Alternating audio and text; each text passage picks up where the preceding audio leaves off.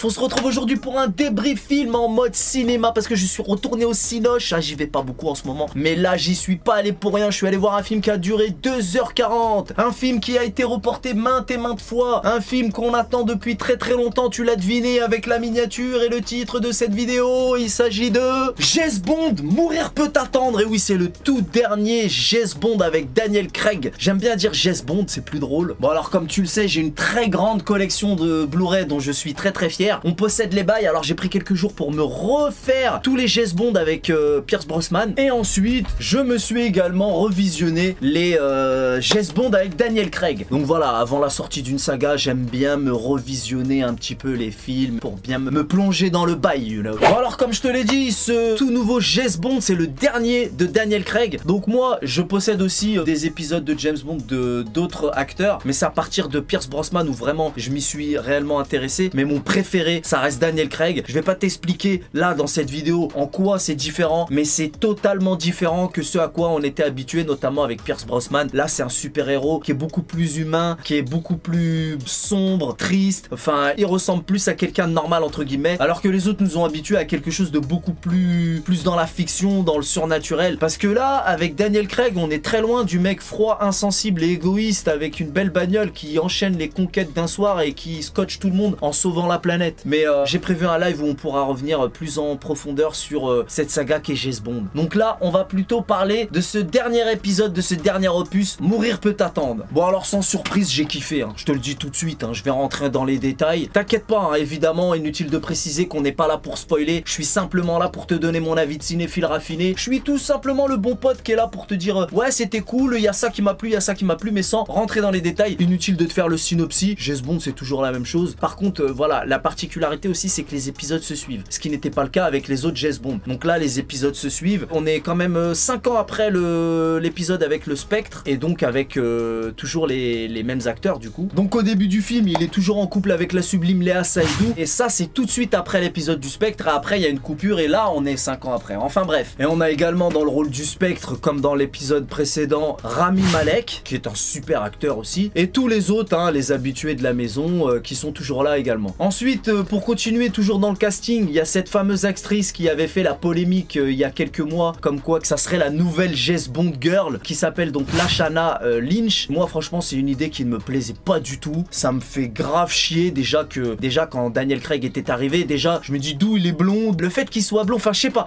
Daniel Craig au départ j'étais pas très chaud et puis bah maintenant c'est mon préféré. Donc c'est vrai qu'au début on a un petit peu du mal, mais là nous mettre une femme, non mais James Bond c'est un mec, enfin il pécho les plus belles meufs, d'ailleurs on va revenir sur ça, mais là Daniel Craig bon il est pas comme Pierce Brosnan parce que Pierce Brosnan lui il pécho toutes les, c'était trop, et Pierce Brosnan il tapait dans tout ce qui bouge et c'était trop simple, trop facile, voilà en ce qui concerne ses conquêtes hein, je te parle hein. D'ailleurs quand il avait pécho Denise Richards je l'avais mauvaise, mais là avec Daniel Craig c'est il a pécho de très jolies femmes, notamment Eva Green dont il est éperdument amoureux, et même là dans cet épisode il est encore amoureux d'elle et ça le rend plus humain justement, alors que Pierce Brosnan lui il est amoureux de son père poteau. Mais bon là je vais dans tous les sens, donc je me recentre. Je te disais donc cette actrice Lashana Lynch qui a fait donc la polémique parce qu'elle avait donc repris ce rôle de 007, et ben en fait finalement voilà, sans spoiler, ça me dérange plus autant parce que en fait dans le film il nous faut comprendre que oui elle reprend son rôle parce que lui il avait démissionné, mais en fait à un moment donné elle dit qu'elle peut pas porter ce numéro, et donc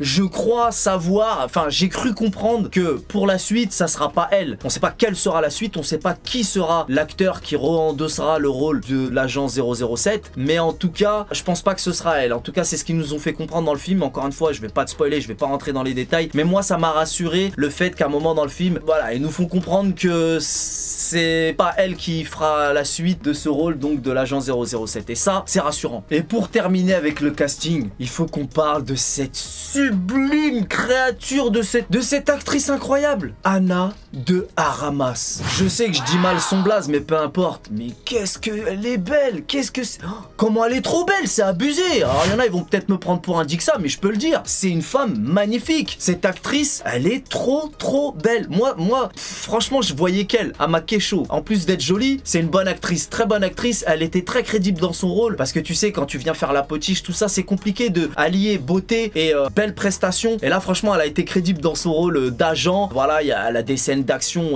qui sont vraiment bien réalisées. D'ailleurs, on va y venir, mais les scènes d'action sont vraiment plus réalistes que d'habitude, je trouve. Donc voilà, cette actrice, moi personnellement, elle m'a complètement fait craquer. Hein. Ana de Armas, je sais pas comment on dit son blaze, mais quand je la vois, c'est moi qui ai à la ramasse, poteau. Donc ceci étant dit, je vais donc te dire ce qui m'a plu dans ce film. Donc déjà, j'ai trouvé que cet épisode était beaucoup plus sombre que les autres, plus mature que les autres, et comme je te l'ai dit, les scènes d'action, je les ai également trouvées plus réalistes que les autres épisodes en fait. Et la classique scène du début, parce qu'à chaque épisode, t'as une grosse scène d'action pour introduire le film, qui est ensuite coupée par une chanson, hein, il y a toujours une longue chanson, et là ensuite le film commence. Donc là dans cet épisode, la chanson est signée Billie Eilish, une chanteuse que je kiffe, mais la meilleure chanson ça reste quand même celle de Adele dans Skyfall. Celle de Tina Turner dans GoldenEye était vraiment pas mal du tout à l'époque, mais la meilleure pour moi ça reste Adele. Celle de Billie Eilish donc dans cet épisode, Mourir peut attendre, est pas mal, c'était cool, mais bon voilà, en tout cas la scène d'introduction elle est magnifique, des actions vraiment réalistes de ouf, la scène d'introduction est vraiment incroyable, elle te met directement dans le bain, donc ça c'est super réussi. Au niveau du scénario, sans spoiler, juste comme ça globalement hein, de manière générale, moi je trouve qu'ils ont bien clôturé cet arc narratif qui s'est poursuivi et qui, comme je te l'ai dit, ben c'était une première dans les James Bond. Donc voilà, les acteurs sont au top comme je te l'ai dit, les scènes d'action sont hyper réalistes, même plus réalistes que d'habitude. Le scénario, je trouve que c'est magnifiquement bien écrit, hein, ça clôture très bien cette longue histoire qui s'est poursuivie sur plusieurs épisodes. Donc moi globalement, j'ai pas du tout été déçu, le cahier des charges a été plus que rempli, poteau. Alors oui, ils nous ont fait attendre, bon c'est pas de leur faute, hein, on sait tous pourquoi le film a été reporté maintes et maintes fois malheureusement avec cette histoire de Covid de merde, mais en tout cas ça valait le coup d'attendre, là je me suis senti respecté. Alors comme je te l'ai dit, le film dure quand même 2h40, donc c'est relativement long, mais voilà, ils ont fait les choses comme il faut. Il y a plein de décors, plein de pays différents, tu vois, les James Bond c'est toujours comme ça, donc on ne s'ennuie pas et on apprend des choses, il y a du suspense, voilà, je vais pas spoiler, mais on apprend des nouvelles choses, c'est varié, donc honnêtement les 2h40 sont bien passées, je me suis pas ennuyé une seule seconde, poteau. Et en plus de ça, en tant que fan, on retrouve énormément de clins d'œil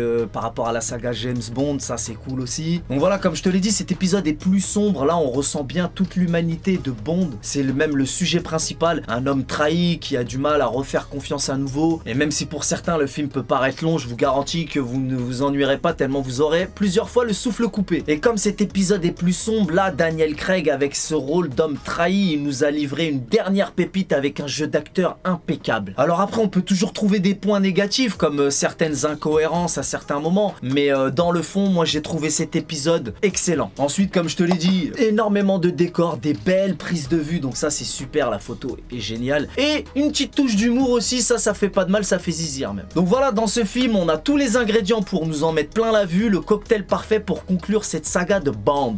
James Bond. Après, si je dois donner un petit point négatif, c'est le méchant que je trouve pas assez méchant. Rami Malek est génial, super acteur, mais par contre, il aurait fallu lui donner un rôle un petit peu plus méchant. Ça aurait été pas mal, surtout que le film est un peu plus sombre que d'habitude, donc là, ça aurait collé parfaitement. Mais sinon, le film est super quand même. Donc voilà, hein, pour conclure, c'est un film rempli de secrets et de révélations avec une mise en scène sublime. On est bon là. Voilà ce que je pouvais te dire sur ce film. Et comme d'habitude, je précise que c'est un film relativement tout public, ça va. Il n'y a pas de scène ni gore, il n'y a pas de sang particulièrement, ni de scène de nudité. Donc tu peux y aller avec toute la famille, il n'y a aucun problème, poteau. Voilà, c'est tout pour aujourd'hui. C'était mon avis de cinéphile raffiné. Je te donne rendez-vous très prochainement pour un nouveau débrief film. On connaît les bails. Salut!